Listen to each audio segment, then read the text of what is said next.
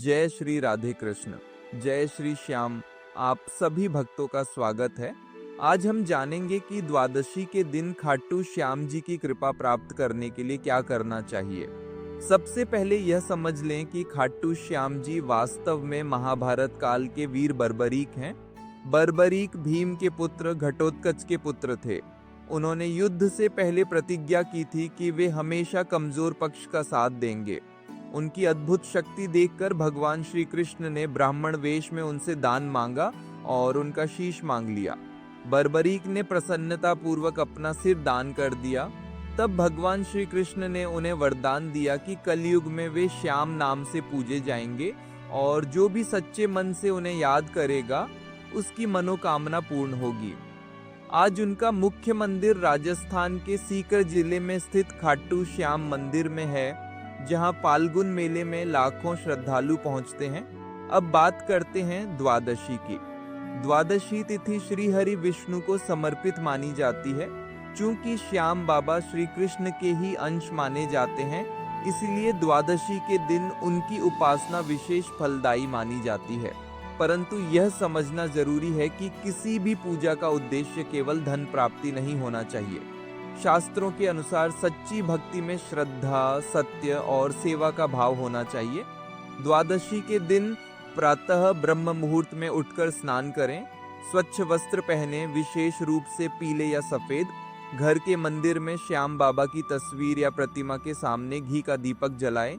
इसके बाद श्रद्धा से यह मंत्र जपें, एयूएम श्री श्याम देवाय नमः या एयूएम श्री श्यामाय नमः।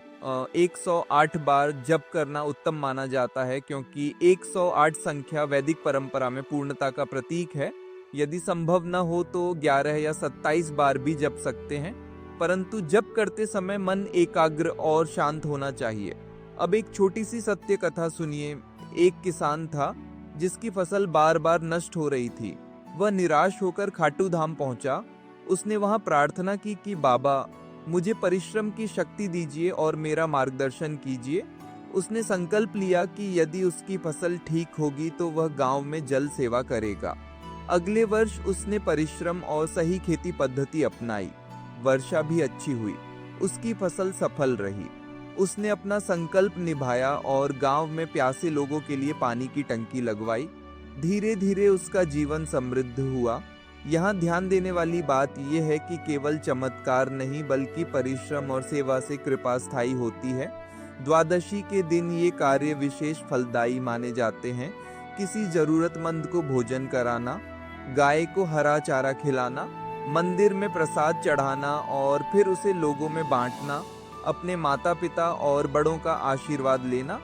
श्याम बाबा की भक्ति का मूल संदेश है हारे का सहारा।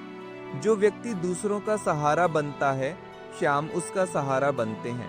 धन प्राप्ति के विषय में भी यह समझ लें कि शास्त्रों में कहीं यह नहीं लिखा कि केवल नाम जपते ही अचानक धन वर्षा होगी।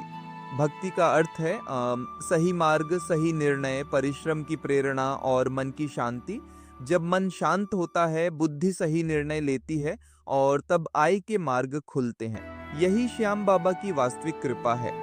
द्वादशी की संध्या को श्याम बाबा की आरती करें और यह प्रार्थना करें, हे श्याम प्रभु, मुझे धर्म के मार्ग पर चलने की बुद्धि दीजिए, परिश्रम की शक्ति दीजिए और इतना दीजिए कि मैं स्वयं भी सुखी रहूं और दूसरों की सहायता भी कर सकूं। यही सच्ची कृपा है, संयमित जीवन, स्थिर आय और सेवा का अवसर। तो आइए प्रेम से बोलें, ओके, हारे का सहारा, खाटू श्याम हमारा। श्री श्याम बाबा की जय।